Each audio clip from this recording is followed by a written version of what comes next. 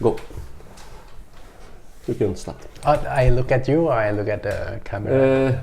It's okay. It focuses on wherever you do. Camera, I think, probably better. Okay. Oh. Okay, you can start. Hello, my name is Patiparn Boontarig. I'm the director of Solids by the Seashore. Okay. So tell me a bit about how it shaped you as a director working for Manta and Anatomy of Time. How it affected you as a filmmaker, let's say. Oh yeah, I get to watch. I get to work with the director Chakrawanin Thamrong and Putipong Arunpeng for Anatomy of Time and Manta because he really both of them are my mentor, and they know that I'm developing the feature film, and it's like the opportunity for me to get involved and to be center of everything in those two film production. Yeah, so it's really how to say, it's like the process for me to learn things and to growing up to be a filmmaker and to see like how the film director, how they work with their own idea and how to present it, to be visualize it, to be like the film that we see in the theater. Mm-hmm. That is really a good opportunity for me, and yeah, it's how I learn things to make my feature film. Okay, good. And tell me a bit about this concept of the erosion of the beaches in Thailand. What exactly is happening? Okay, the seawall. Yeah, it happened in Thailand, I think around almost 20 years ago. Mm-hmm. And when I see that, at first I starting with the question for myself, like this structure, is it like help the erosion, like it's better or it makes something worse? Mm-hmm. So I made a documentary about the seawall at that time, and I know that it's not a good things. I mean, that structure is like when they build, they build to prevent the erosion, but actually it caused more erosion in both sides. Uh-huh. That's why like the government have to make more and more. So they have to spend money more and more in each beach that they build the seawall. So sometimes it's kind of corruption project from the government, because if the normal beach without any solids by the seashore, and they build one, that means that they have to build more and more. So the money have to be spent until it cover the whole beach. So that is the main idea that I get it and try to make it as a metaphor to human life. Like sometimes we build some wall to ourselves, in many aspects. So that's the beginning of the idea of my film, Solids by the Seashore. Mm-hmm. And do you think religion also places some walls for people? Religion, like also places some walls, let's say that my film talk about human construction, and sometimes belief is also human construction, because it's what we make it, and we make some rules. And sometimes it have like some thing that say that we can do something and we cannot do something. So it's like sometimes it's the wall, but we have to negotiate with that. It doesn't mean that to have the wall is good or not good, but it depends on you in every, like each one. Like, okay, maybe for someone to have the wall is good for them, but for someone maybe to have the strong wall, maybe it's not good. So it depends on them how to negotiate, and my film gonna say something like that. That is at the end is your choice, your option to choose, like you wanna live which kind of beach that you wanna live. Okay, but and why did you choose to make the protagonist be LGBT, let's say? When we talk about human construction or the belief that affect our life, so one of the main thing is that in the city, Songkhla city, the province that I shoot the film that have the seawall. It's like the between the province in between like the main Thailand that is majority is Buddhist, but in the deep south that majority is Muslim. So this is like the province in between. So that's why I picked the Muslim to be the main protagonist. That is the minority in my country, and then to think of the wall. And the voice from the minority, I want to pick the one that have voiceless.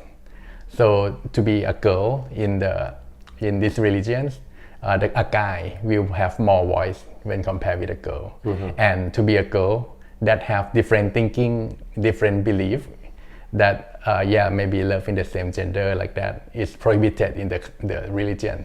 So it's like it's very small part, and they have no voice to say about their sexual preference. So I think it's a good model to have them as a protagonist and to present that human construction. And did you face some issues with censorship due to this aspect, let's say? Yeah, at first I am really concerned about the censorship too, because the topic that I gonna make, I think is really sensitive, but as I know from the beginning, so I try to make it in very subtle way, and I don't judge anything in the film.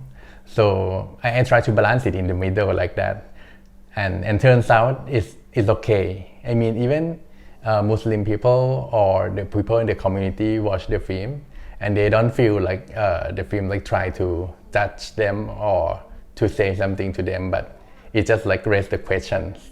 So I think that is really good, that I see that everything is happening in that way. So at the end I don't have any problem with censorship. Okay, good. And you also chose for the two girls to be very different characters, let's say. One is very open, one is very closed. So why did you do that, let's say?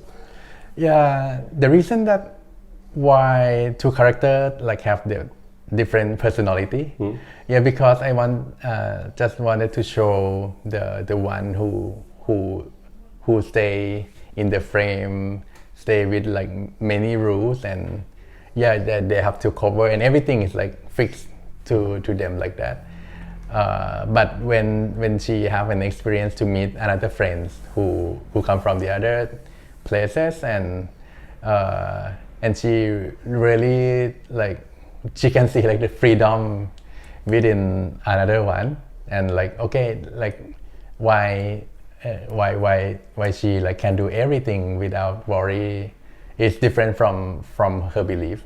So it's like I think it's the main question, like we are human, we are the same, and what we can do and what we cannot do, and what is the wall that we build, and it's just raise the question, because like how different the two characters meet. And so do you think it takes like an outsider to make a change? The outside, like the point of view from the outsider, like that. A foreigner must come to the place and make a change. Otherwise, things don't change. If there is some exterior, let's say, force that makes people change, let's say. Actually, I think about it too. Like, but I think it have to be like that. I mean, the community, I think it's not. It can they can stay like that. I mean, they can have the wall and they can be happy in that society. But the thing is, for some people there, they're not happy with the way that they live that in that time. And the thing is, sometimes they need something to get in, to give like some opportunity. Like if they are still in their community and can like not open for something new, I think they cannot change lifestyle or something like that. They're gonna be like that. So I think it's good. I mean, because of that city is like I said, it's been in between the Muslim majority that is more conservative. Mm-hmm. So it's like the between like that part and normal Thai Buddhist part.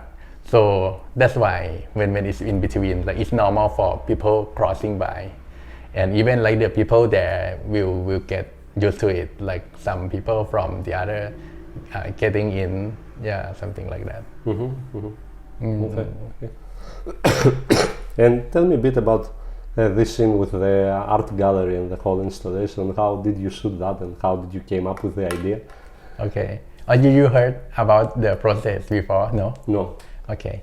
My film, I have the art gallery scenes. That is one of the big scenes in there, and how I direct it. I include the artist in the process. Mm-hmm. I mean, I don't make my art department to make all of the art piece, but I invite the real artists. Like many of them are one of the big names artists in Thailand too. Mm-hmm. Yeah, and I invite them to make one art exhibition for real for my film.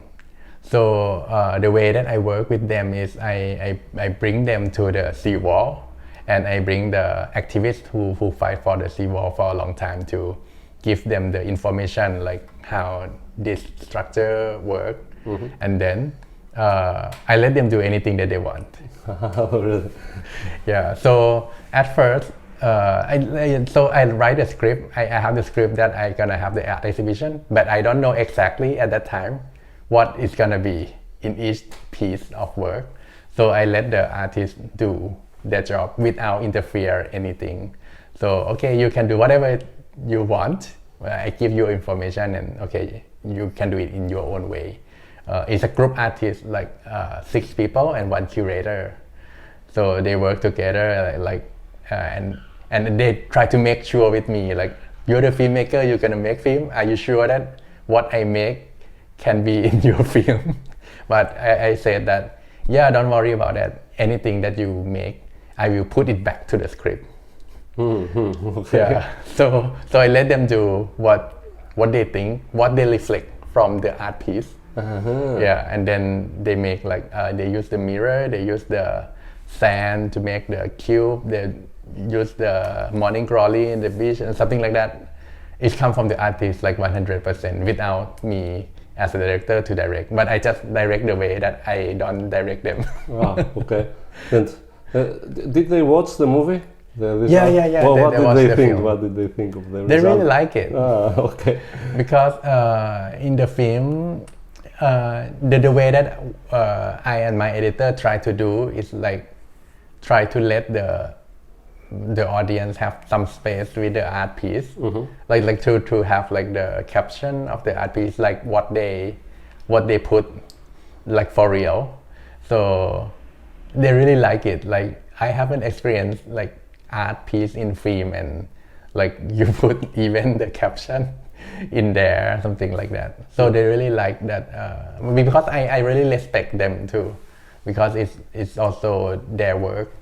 Yeah, and they interesting to see how the art piece of them like reflect back to the script, and they have many parts in the script that written down because of their artwork. Okay, good promotion. Yeah, and for the exhibition, like after they finish, I shot it for the first day. When they finish, I shot it for the like 2 or 3 days, that scene, and then it exhibit for real for 1 month. Ah, really? Yeah, at the art gallery, that place. Okay, good. And tell me a bit about how the casting worked. Was it difficult finding the girls? Or? Yeah, it's quite. I think it's really challenging to find a Muslim girl to be like one of the protagonists, because it's very sensitive, and I really want the real Muslim. I don't want the Buddhist girl to act as a Muslim girl, but I want the real Muslim girl, so they will have like some context about religious too.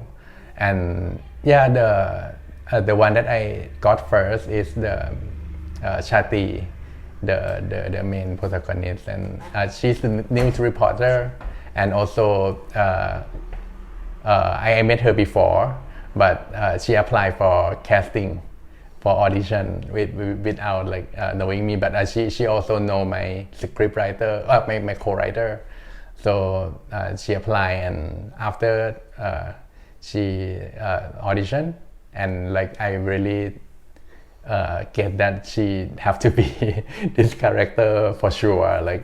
Everything for her is really match with the character, and then we find another one to match with her. So we do another audition with the actor too. I let the main one try to audition with another girl until we got the one that they have the chemistry match with each other, and they feel comfortable to play with each other like that. Yeah, so we got 2 of them after that. Okay. And regarding cinematography, what you wanted to do in the visual aspect of the film, let's say, what was your purpose there? I think it's more on. In the film, it don't have very narrative things, but most of the content and the feeling is inside. Yeah. So the film, for me, I need to try to bring something inside outside. So for the visual and cinematography can help with that. Yeah. So that I work with a lot with director of photography and also editor to design some scenes to let the audience be in that atmosphere, and also some special scene that get deep into something that let's give the audience some space to link something with their experience. Yeah. Okay. So that it's really good when the audience watch my film, and many people link with their experience in very different way. Sometimes the girl really like my film, they link the film with some of part of her experience. But sometimes it's the old guy and the different people, they get linked into my film in different way. That is really interesting, and I really happy to hear, and really happy that it works for them. Yeah, because it's more for me, my film is more about experience more than narrative, but how it affect with the people. Yeah. And how would you describe the Thai movie industry at the moment? Right now? Yeah.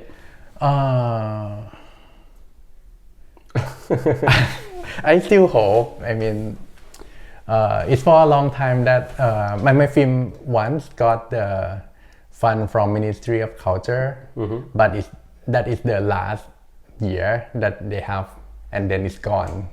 So they don't have any fund to support filmmaker anymore for many years. But right now the government try to raise up the thing called soft power, and film is one part of the soft power. So I just waiting and looking forward to see if they can bring something to support filmmaker more. I think it will be good, because I think that there are many filmmakers in our country that is talented filmmaker, but maybe they need some support. Yeah, and it will be good. Yeah, and I'm looking forward to it with hope. But the film opened in Thailand, right, or not yet? My film? Solid by the Seashore. Oh yeah, it's theatrical release in last December. How's the reception? It's good. It's really good, especially from film critics. But for the audience, it's good, but it cannot screen nationwide. It's normal for independent film, but I really expect. But for now, I think it's okay now for my film that I can screen in some province, but in Bangkok and in very few province. But there are many people like ask me like they want to watch the film, but they are in another province. That is a small province, and the like the major cinema in Thailand, the mainstream one, they don't want to screen my film because it's not gonna get like much money when compared with another box office.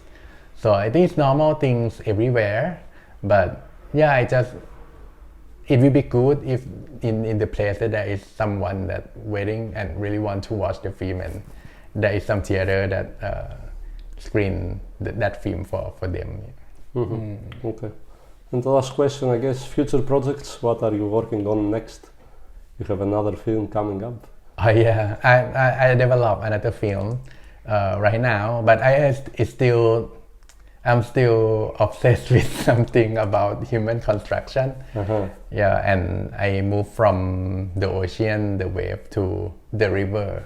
Okay. Yeah, now I'm interested in the Mekong River, the dam on the Mekong River. So you also have an obsession with water. Many people said that.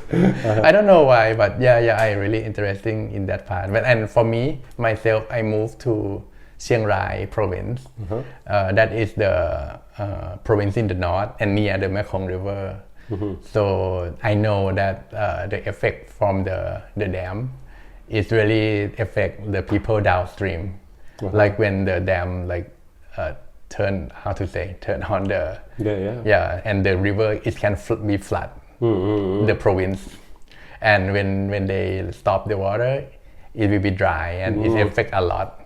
So as for me, as I move there, I will be like one of the one who got affected by that also. So has it already started?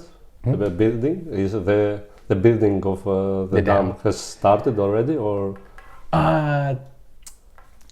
Okay, this is maybe off the record, but